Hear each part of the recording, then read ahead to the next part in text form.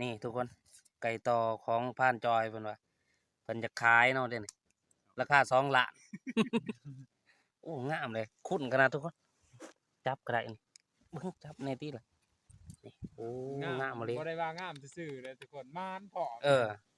มาน2-3 โตเลยเด้โอ้เป็นร้อยเลยเนาะเป็นร้อยแล้วบ่แม่นนับบ่ถ้วนเด้ เด้ความขุ่นความงามความหยัง ได้มันขึ้น ความมานอีกโอ้เอาติดต่อมาได้เด้อไปต้องการโต2 ล้าน 2 ล้านพี่น้อง ดี 2 ล้าน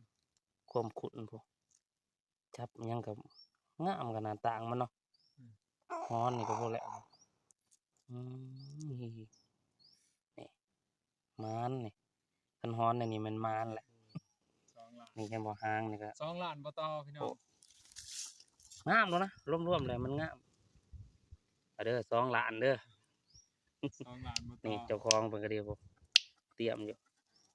เพิ่นว่า2 ล้านบ่มีต่อลงได้ 2 ล้านบ่มีต่อลง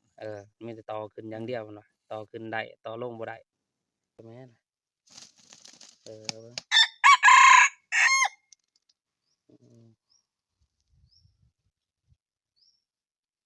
กันแล้วกันเลยโอ้คักแล้วคันนี้เบิ่งห้องดีเว้ยเสียง